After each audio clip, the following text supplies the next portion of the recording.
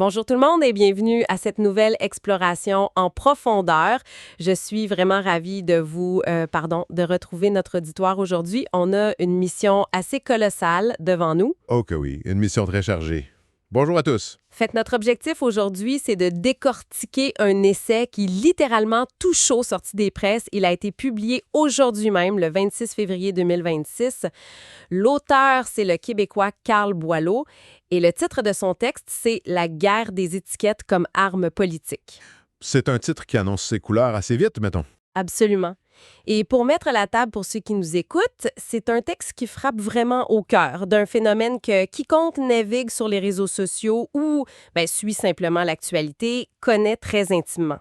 On parle ici de la polarisation extrême, de l'usage du langage comme une arme et de ce que l'auteur décrit comme un affaiblissement dramatique de la conversation démocratique au Québec. Et le point de départ de l'auteur, c'est super intéressant, c'est un événement récent qu'il baptise l'épisode Karima Brick. Oui, exact. Pour bien situer notre auditoire, il s'agit de cette controverse médiatique où la commentatrice s'est retrouvée au centre d'une véritable tempête d'étiquettes politiques. C'est une situation où on a vu les termes extrême droite et gauche radicale voler de toutes parts. Ça a carrément transformé un débat public normal en un champ de mine moral. Un vrai champ de mine, c'est le mot. Mais avant de plonger dans le vif du sujet, je pense qu'il est crucial de poser une balise très ferme pour notre analyse d'aujourd'hui. Je suis 100% d'accord. C'est le moment de faire notre avertissement d'impartialité, parce que la source qu'on analyse aujourd'hui plonge les deux pieds dans des débats politiques extrêmement sensibles. Oui, des débats qui touchent la gauche, la droite, le mouvement souverainiste, le wokisme, tout y passe. Tout y passe, exactement. Donc, l'objectif de notre analyse détaillée aujourd'hui n'est d'aucune façon de prendre position. Il ne s'agit pas pour nous d'endosser ou de rejeter la thèse de Carl Boileau. Notre rôle, c'est strictement d'observer la mécanique du langage politique telle qu'elle est théorisée dans ce texte-là. C'est ça, on est comme des sismologues. Des sismologues, j'aime bien l'image. Ben oui, des sismologues qui étudient un tremblement de terre. On mesure comment les ondes de choc se propagent dans le discours public, mais on ne porte absolument aucun jugement sur la faille tectonique elle-même. C'est une précision vitale. Et c'est un exercice qui est, dans le fond, essentiel pour quiconque souhaite aiguiser son esprit critique face à la surcharge d'informations qu'on vit tous les jours. Comprendre comment les mots sont instrumentalisés pour recadrer un débat, ça donne un peu l'impression d'avoir un décodeur pour lire entre les lignes de l'actualité. Tout à fait. Fait que lançons-nous. La première grande idée soulevée par Boileau, c'est ce qu'il appelle le glissement du débat ou encore la mécanique de la disqualification morale. La disqualification morale, oui. Il avance la prémisse que sur les plateformes numériques québécoises aujourd'hui, la volonté de débattre les idées de l'adversaire a pratiquement disparu. Le désaccord, qui est censé être le moteur normal d'une démocratie, se transforme systématiquement en procès d'intention. On ne cherche plus à réfuter l'argument de l'autre, on cherche à encadrer moralement la personne qui l'énonce. Le texte illustre cette dynamique-là en démontrant comment une position politique complexe est vite réduite à un simple symptôme. Un symptôme, c'est une métaphore médicale quand même forte. Très forte. L'auteur donne des exemples vraiment précis de ce que glissement. Il dit que, dans l'arène publique actuelle, si une personne soulève des interrogations, par exemple sur les politiques d'immigration, cette question-là va être fréquemment présentée par ses détracteurs comme le symptôme d'un racisme latent. Et il donne d'autres exemples du même genre, n'est-ce pas? Oui, il en donne plusieurs.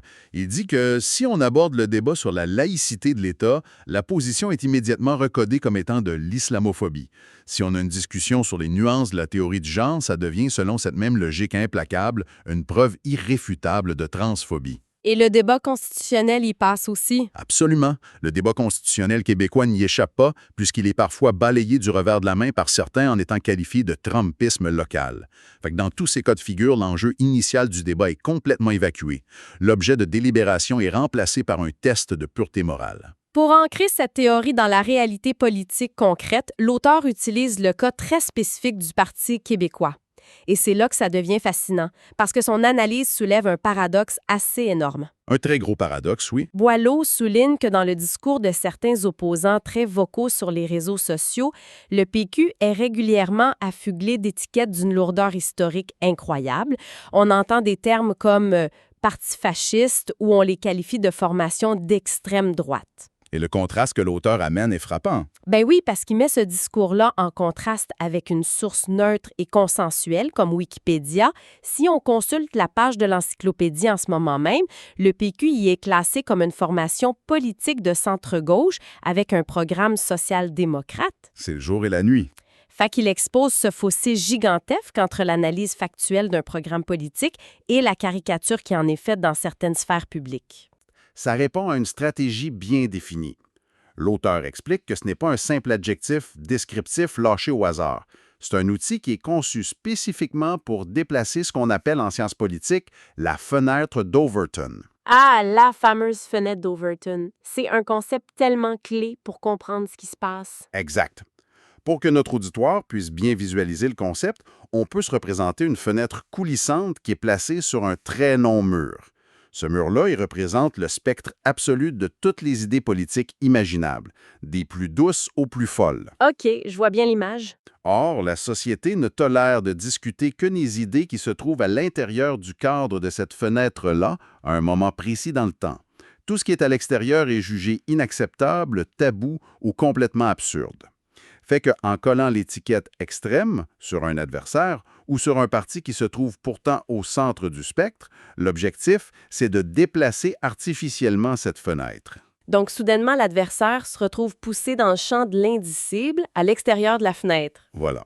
C'est une manœuvre redoutable parce qu'elle a pour effet de fermer le débat et de rendre l'autre illégitime, et ce, avant même que le premier argument n'ait pu être prononcé. C'est fou quand on y pense. Et face à ce barrage d'étiquettes, ce qui retient vraiment l'attention dans l'essai, c'est la stratégie de riposte que l'auteur préconise. Ou en fait, je devrais dire la stratégie qu'il refuse farouchement d'adopter. Oui, il refuse le miroir. Exactement, il refuse le miroir, bien qu'il prenne clairement la défense du projet souverainiste face à ces attaques-là dans son essai. Il insiste lourdement sur l'importance de ne pas utiliser la même tactique. Il refuse de prendre la même boue et de la relancer de l'autre côté de la clôture pour en prendre l'image. Et le texte donne un exemple très précis de ça avec l'expression « gauche radicale ». C'est un terme qu'on a beaucoup entendu, par exemple par Karim Obrick lors de la controverse initiale ou par d'autres intervenants du camp constitutionnel de l'auteur pour disqualifier leurs propres adversaires. Mais Boileau s'en méfie énormément. Il voit ça comme un réflexe intellectuellement paresseux, voire même nuisible, et il s'appuie sur le poids de l'histoire pour expliquer ça. Comment ça? Historiquement, l'expression « gauche radicale », ça possède une définition très rigoureuse. Ça renvoie à des mouvements bien spécifiques du 20e siècle, comme les anarchistes, les marxistes révolutionnaires ou les trotskistes. L'objectif avoué de ces groupes-là, ça n'était pas de faire des petites réformes dans la société, c'était d'opérer un renversement complet du système économique capitaliste et de détruire les institutions d'État. C'est pas exactement ce qu'on voit sur Twitter au Québec en ce moment, mettons. Pantoute. Fait que le texte soutient qu'utiliser ce bagage sémantique lourd aujourd'hui pour décrire des progressistes contemporains ou des militants de centre-gauche, c'est une erreur de diagnostic profonde. Ce qui amène l'auteur à faire un lien direct avec la culture politique de nos voisins du Sud, les États-Unis. Boileau avance que cette expression de gauche radicale est qu'en réalité une importation directe et souvent irréfléchie du discours américain. La fameuse « radical left ». C'est ça. C'est un calque parfait de la rhétorique popularisée par Donald Trump et ses alliés. Et selon l'essai, l'objectif de cette importation, ce n'est pas d'enrichir l'analyse politique québécoise, c'est simplement de rendre n'importe quelle idée de centre-gauche automatiquement suspecte et dangereuse aux yeux du grand public. Fait que face à cette inadéquation des mots, le texte propose un autre vocabulaire. Pour décrire le réseau d'activistes et de chroniqueurs qui s'opposent frontalement au camp souverainiste, l'auteur suggère plutôt d'utiliser les termes de néoprogressisme ou de wokisme. Et il n'hésite pas à nommer des gens. Non, il nomme explicitement certaines figures publiques pour illustrer son propos. Il parle des chroniqueurs Frédéric Bérard, Alexandre Dumas et de la médecin Marie-Ève Coton. L'argument central de Boileau ici, c'est que ces acteurs-là, malgré une rhétorique qui peut parfois sembler super incisive ou rebelle, ils ne défendent pas du tout les idéaux historiques de la gauche.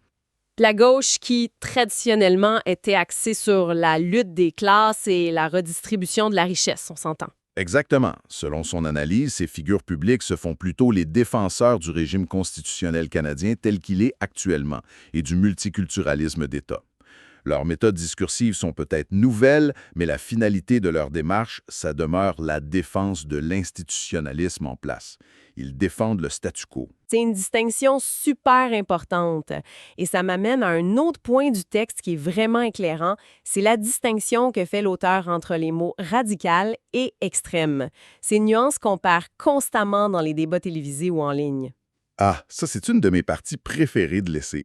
Boileau s'assume d'ailleurs pleinement et publiquement comme un indépendantiste radical. Et le choix de ce mot n'est pas un accident, il ramène les lecteurs à l'étymologie latine du mot radical. Ça vient de radix qui signifie la racine. La racine d'un problème. En sciences politiques, le radicalisme, ça représente la volonté de s'attaquer aux racines profondes d'un problème, de suivre une logique jusqu'au bout de son raisonnement.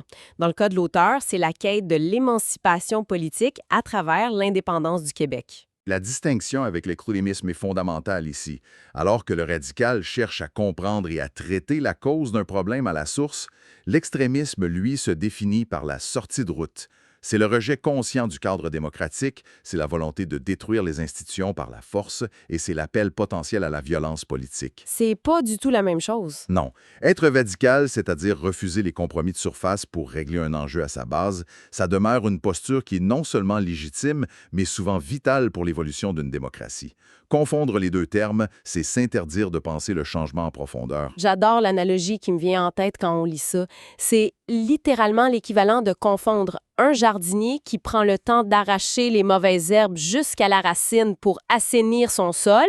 À quelqu'un qui décide de dynamiter le terrain au complet parce qu'il n'aime pas l'aménagement paysager. Exactement, Anécide, c'est exactement ça. Et quand on dynamise le débat public avec ces fausses étiquettes-là, l'impact sur la société est lourd. L'auteur résume d'ailleurs le pouvoir destructeur d'une étiquette politique autour de 3 verbes très forts. Il dit qu'une étiquette, ça réduit, ça moralise et ça inverse la charge de la preuve. Décortiquons ça un peu parce que c'est crucial. Oui, on va prendre le temps.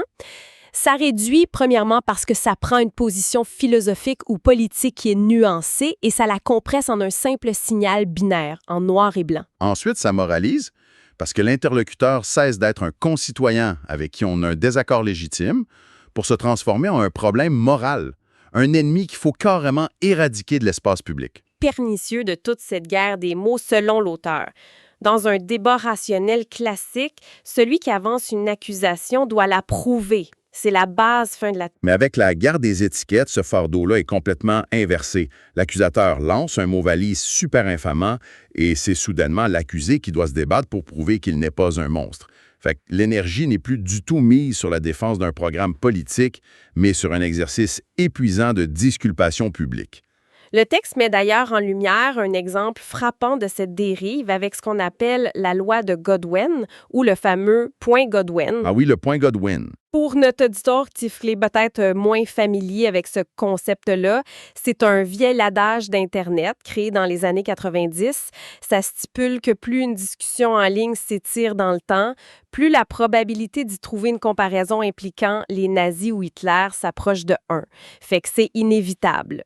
Et l'auteur rapporte justement avoir observé des commentateurs souverainistes se faire traiter carrément de nazis sur les réseaux sociaux.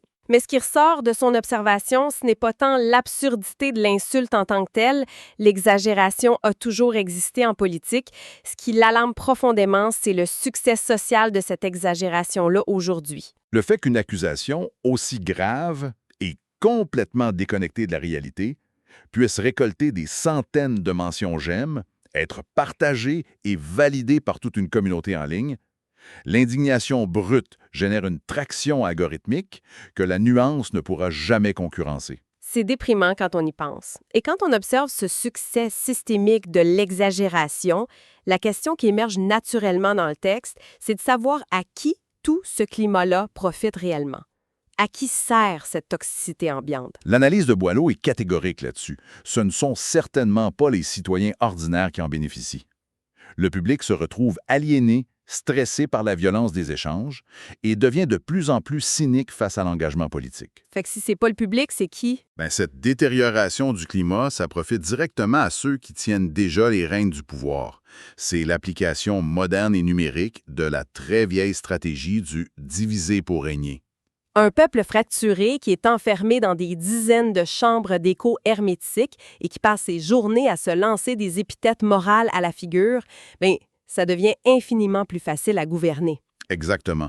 Pendant que la population s'épuise à débattre pour savoir qui détient la supériorité morale sur telle ou telle plateforme sociale, ben les véritables décisions se prennent. Les grandes orientations économiques, les choix budgétaires, les statu quo constitutionnels, ça continue de s'imposer et ça avec une contestation beaucoup moins articulée de la part du peuple. Et Boileau insiste sur le fait que ce climat-là empêche organiquement la construction de projets de société à long terme. Un projet d'envergure, que ce soit l'indépendance d'une nation ou une transition écologique majeure, ça exige des années de délibération patiente, d'inclusivité et de rigueur.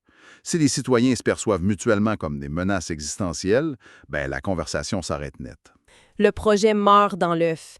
Et cette idée de blocage total, ça nous amène directement à la proposition centrale de l'auteur pour sortir de l'impasse. Son idée de base, c'est que si on ne s'entend plus sur la réalité, c'est parce qu'on ne s'entend plus sur les mots. Il ouvre cette réflexion avec une citation célèbre d'Albert Camus qui résume tellement bien l'enjeu. Camus disait « Mal nommer les choses, c'est ajouter au malheur du monde. » C'est pas le fort. Et il en ajoute une autre de Raymond Aron, rappelant que la démocratie, c'est l'organisation du débat. L'idée derrière ces citations-là pour l'auteur, c'est que la société actuelle se transforme en une tour de Babel politique. Les gens ne débattent plus, ils se lancent des bruits. Pour réparer le tissu démocratique, l'auteur propose de faire un grand ménage du vocabulaire et de rebâtir un plancher sémantique commun. Et ce ménage du lexique, je dois dire, c'est l'une des parties les plus riches du texte. Prenons vraiment le temps de décortiquer ces définitions-là, parce qu'elles offrent des repères qui sont cruciaux pour tout le monde. L'auteur commence par tracer une ligne très dure entre le libéralisme et le néolibéralisme, deux concepts qui sont constamment fusionnés à tort dans l'espace public. Oui, très souvent confondu. Selon lui, le libéralisme classique, c'est le socle de nos sociétés démocratiques. Ça englobe la défense de l'état de droit, la protection des libertés individuelles fondamentales, la liberté d'expression et la séparation des pouvoirs. C'est la base de notre système, dans le fond. C'est ça. Le néolibéralisme, par contre, tel que défini dans l'essai, ça relève d'une toute autre logique. C'est une doctrine économique et politique qui vise à étendre la rationalité du marché, la compétition et l'optimisation financière à absolument toutes les sphères de l'activité humaine. Même celles gérées par l'État comme la santé ou l'éducation? Exactement. Ça se traduit par des vagues de privatisation, une déréglementation agressive et un affaiblissement délibéré de la capacité d'intervention collective de l'État. Fait que la confusion entre ces deux termes-là est hyper dommageable parce qu'elle empêche les citoyens de formuler une critique cohérente des dérives du marché. Critiquer le néolibéralisme, ça ne signifie pas attaquer nos libertés individuelles. C'est une nuance que le langage polarisé tend vraiment à effacer. Le texte s'attaque ensuite à un autre duo de concepts hautement inflammables, le fascisme et l'antifascisme. L'auteur insiste sur la gravité historique du mot fascisme. Il rappelle qu'il s'agit d'un phénomène politique précis, dramatique, qui implique des éléments très clairs. Comme le culte d'un leader providentiel. Oui.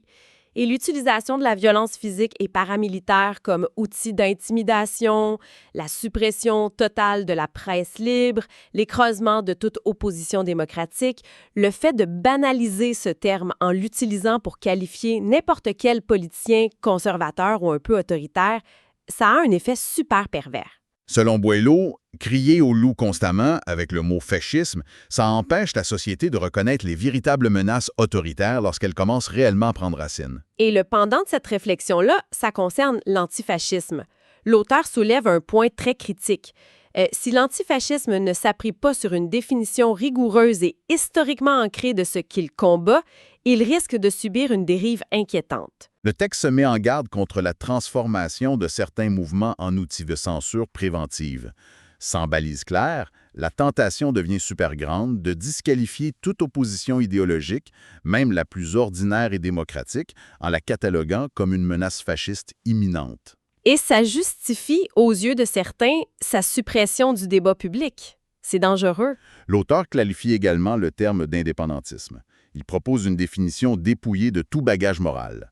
L'indépendantisme, ce n'est pas intrinsèquement une vertu ni un projet de droite ou de gauche en soi. C'est une démarche structurelle visant à doter une nation d'un État souverain et des pleins pouvoirs législatifs. Fait que c'est comme un contenant. C'est exactement un contenant. C'est un cadre démocratique à l'intérieur duquel les différentes visions de la société pourront ensuite s'affronter lors d'élections régulières. Redonner cette neutralité au terme, ça permet d'éviter les raccourcis qui voudraient que le projet appartienne exclusivement à un seul camp de la vertu. C'est super éclairant. Mais l'essai ne s'arrête pas juste à la théorie sémantique, heureusement. L'auteur relaie également des pistes d'action très concrètes pour faire baisser la température dans l'espace public. Il s'appuie sur les appels au calme de plusieurs intellectuels et communicateurs d'ici. Il cite notamment les réflexions de Régent Bergeron et du philosophe Normand Baillargeon, qui plaident pour une véritable hygiène informationnelle. Le mot d'ordre, c'est de ralentir. Ralentir le rythme de réaction qui nous est imposé par les algorithmes, refuser l'urgence artificielle des réseaux sociaux et cultiver ce qu'on pourrait appeler la modestie intellectuelle. Baillargeon propose d'ailleurs un exercice intellectuel qui va totalement à contre-courant de notre époque. C'est l'effort de chercher soi-même et de formuler de très bonne foi le meilleur argument qui existe contre sa propre position politique. Ah, ça, c'est difficile à faire. C'est une sacrée gymnastique, oui. Ça force l'empathie intellectuelle. L'auteur intègre également la perspective de la communicatrice Marie-France Bazot, dont l'appel résonne avec une grande justice dans l'essai. Elle incite sur l'urgence de refuser la logique de l'humiliation. Parce que dans une démocratie saine, l'objectif d'une discussion, ça devrait être l'avancement du bien commun ou la clarification d'un enjeu et non pas la destruction publique et l'humiliation de la personne qui se trouve de l'autre côté de l'écran. Fait que si on rassemble toutes les composantes de l'analyse de Carl Boileau, le constat final offre une réflexion très profonde sur notre rapport à la citoyenneté numérique. Nous évoluons dans un écosystème technologique qui, par son architecture même, récompense la simplification outrancière et programme notre indignation. Dans ce contexte-là, la véritable maturité démocratique, ça n'a plus rien à voir avec la capacité de formuler la répartie la plus virale ou de coller l'étiquette la plus dévastatrice sur le camp d'en face pour récolter des partages. Non, cette maturité-là, elle réside plutôt dans l'effort constant, souvent très exigeant et inconfortable, de maintenir un espace de discussion lucide avec des concitoyens qui voient le monde de manière diamétralement opposée à la nôtre. C'est le choix délibéré de nommer la réalité avec rigueur. De refuser le prêt-à-penser des étiquettes pour s'assurer que nos désaccords portent sur le monde réel et non sur des fantasmes ou des caricatures. Et cette réflexion sur le poids des mots, ça nous laisse sur une pensée assez vertigineuse en fin de parcours, je trouve. Ah oui, oui. Laquelle? On a longuement exploré comment, selon l'auteur, les étiquettes extrêmes sont utilisées pour repousser la fenêtre d'Overton, pour figer le débat et rendre l'adversaire actuel inaudible. Mais la question qui s'impose en extrapolant cette logique, pour quiconque nous écoute, c'est la suivante. Si notre vocabulaire politique est à ce point militarisé, si nous utilisons tous nos mots pour écraser les débats du présent, que se passera-t-il le jour où une idée véritablement nouvelle émergera dans la société? C'est une excellente question. Une idée inédite, inclassable, qui ne rentre dans aucune des cases rassurantes de la gauche ou de la droite. Aurons-nous encore la capacité cognitive? Aurons-nous encore les mots justes pour l'explorer de manière constructive? Ou est-ce que cette idée novatrice sera étouffée sous le poids d'une vieille étiquette toxique avant même d'avoir pu prendre racine? C'est l'un des angles morts les plus préoccupants d'une langue politique appauvrie, honnêtement. Lorsque la disqualification devient le seul mode de communication, c'est notre capacité collective à imaginer l'avenir qui s'en trouve compromise. C'est tellement vrai. C'est ce qui met fin à cette exploration en profondeur pour aujourd'hui. Garder l'esprit critique, refuser le rythme frénétique des algorithmes et choisir ses mots avec une précision chirurgicale, ça semble être les meilleures pistes pour naviguer dans cette ère de polarisation. Merci d'avoir plongé au cœur de ces sources avec nous aujourd'hui. On se retrouve très bientôt pour une nouvelle analyse détaillée. Au revoir!